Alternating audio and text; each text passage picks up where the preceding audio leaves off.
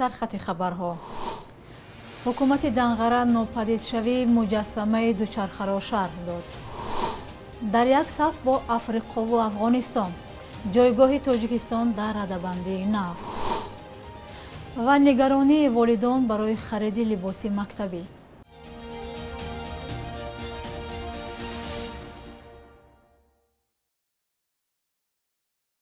سلام و روزتان بخیر باد بیننده های عزیز. امیدوارم خوبید و برنامه نویدی بامدادی را تماشا دارید. امروز 19 آگوست است. حکومت ناحیه دنقره ناپدید شدن مجسمه یادگاری که در حدود این ناحیه به خاطر احترام به سیاحان کشته شده خارجی گذاشته شده بود شرح داد. رادیو آزادی در آغاز این هفته خبر داده بود که این مجسمه چند مدت از جایش کنده شده، به جز پایه‌های شکسته و یک گل صنعی دیگر چیز باقی نمانده بود. کرام‌الدین خالزاده معاون رئیس ناحیه دنقره روز پنجشنبه به خبرگزاری ازیا پلوس خبر داده است که مجسمه برای تعمیر و نوسازی از جایش گرفته شده است. او شرح داد که مجسمه هیچ جای گم نخواهد شد و بعد تعمیر به جایش نصب می شود. روز 29 ایول سال 2018 در موضع سیبستان ناحیه دنقره 4 دوچرخه‌ران خارجی کشته شد. گروه ممنوع دولت اسلامی حمله را برداشت گرفت. پس از یک ماه حادثه در ماه سپتامبر سال 2018 کمیته رشد سیاحی تاجیکستان مجسمه دوچرخه را در این مکان گذاشته بود. مسئولین کمیته آن وقت گفتند که این کار رسم احترام و عرض تسلیت به عائله قربانی ها است. در زمان گذاشتن مجسمه دوچرخه ده‌ها دوچرخه‌ران از دوشنبه تا به این مکان حرکت کردند و این را یک رمز احترام به دوچرخه‌ران های خارجی نامیدند. در رده‌بندی نوی بانک جهانی تاجیکستان میان کشورهای پساشوروی یگانه دولت باقی مانده است که سطح درآمدشان پست بوده است. در یک گزارش بانک اورو-آسیایی رشد گفته می شود که از روی نتیجه های سال 2021 حجم مجموع محصولات داخلی به هر سر اهالی در ارمنستان بیش از 4000، بلاروس بیش از 7000، قزاقستان بیش از 10000، قرقیزستان بیش از 1000 و در تاجیکستان 878 دلار را تشکیل داده است. در این کشورها مجموع محصولات داخلی به هر سر اهالی کمتر از 1026 دلار بوده است. به این گروه 31 کشور دیگری جهان شاملند که اکثریتشان دولت‌های افریقا اینچنین افغانستان میباشند.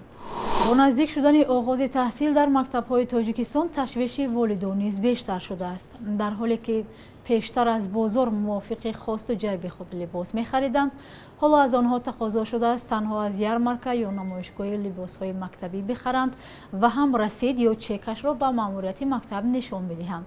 مردم این را یک نوع فشار می‌حسابند. بعضی نمایندگان مقامات دستگیری از شرکت‌های وطنی می‌دارند. در آستانه سال نو تحصیل ما از والدان پرسیدیم که شما لباس‌های مکتبی را از کجا می‌خرید و آیا از نرخ آن راضی هستید؟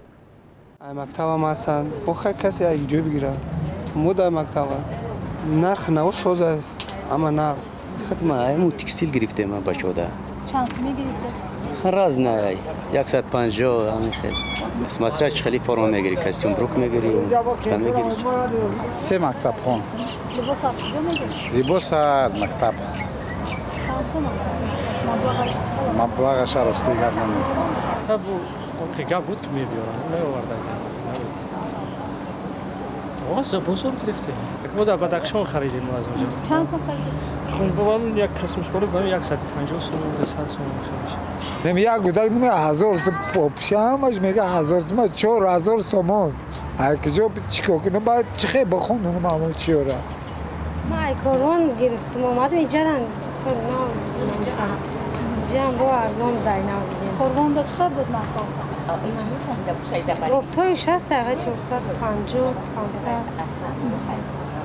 که این سال با قیمت‌تر شده در سال ارزان‌تر گرفته بودیم سال 150 گرفتیم ایش داشته 350 این سال با قیمت‌تر شده نرخ بلند همین روز فقط میرم ان شاءالله بگیرم.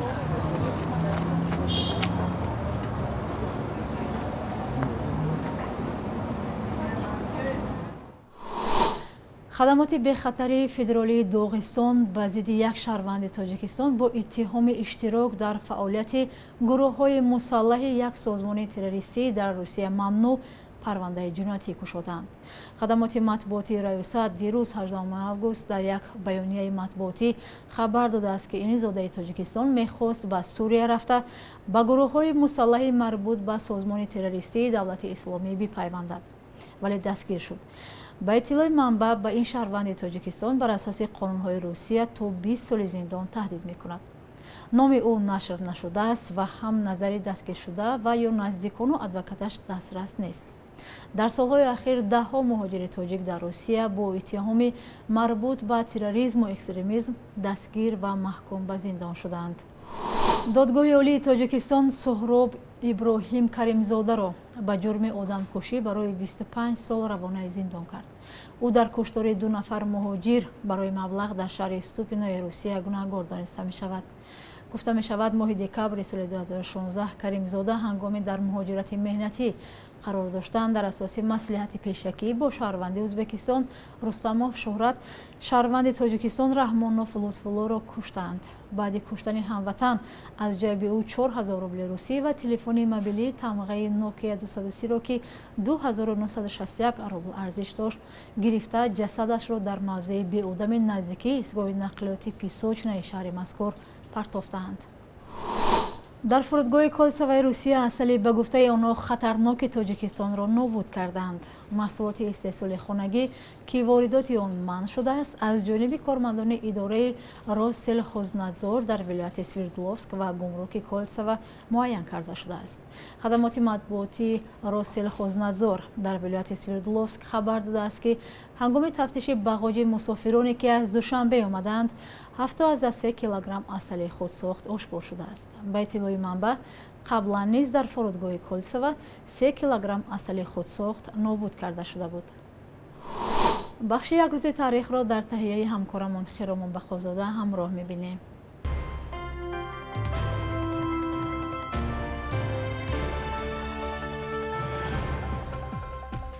19 августи соли 2013 созмони милали муттаҳид гуфт 10% калонсолони Тоҷикистон фарбеҳ буда дар қиёс бо дигар кишварҳои Осиёи марказӣ ин камтарин нишондод будааст. Фарбеҳиро табибон нишондоди носолимӣ меноманд ки далели аслиаш пурхӯриву камҳаракатӣ ва риоя нашудани меъёри истеъмоли ғизои солим будааст. 19 августи соли 2015 духтари кӯчаруби тоҷик Мунира Мирзоева як симои харитаи зебоӣ дар интернет бо истиқболи гарми сокинони Тоҷикистон рӯбарӯ шуд. чеҳраи хандони духтари тоҷик бо либоси кӯчарубии корӣ яке аз хотирмонтарин қаҳрамонҳои харитаи бонувони зебои ҷаҳон гардид ки онро аксбардори руминӣ Михайла Норак таҳия кардааст. 19 августи соли 1961 зодрӯзи овозхони маъруфи тоҷик Муборакшо Мирзошоев аст ки дар 39 соли умраш тавонист равияи хоси худ дар мусиқии замонавии тоҷикро ба роҳ монад. бо гузашти солҳо таронаҳои Сабзабанозу Чорҷавон ва дигарҳо ганҷинаи мусиқии замонавии тоҷик боқӣ мемонанд. бонки миллӣ қурби асъори хориҷиро барои имрӯз чунин таъин кардааст: 1000 рубли русӣ 168 сомонӣ ва 100 доллари амрикоӣ ба 1025 сомониву 40 дирам баробар аст.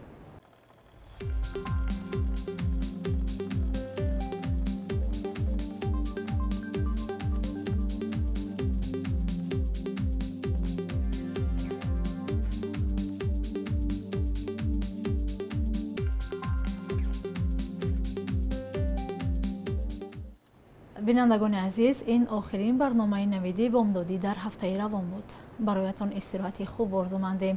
худо нигаҳбонатон.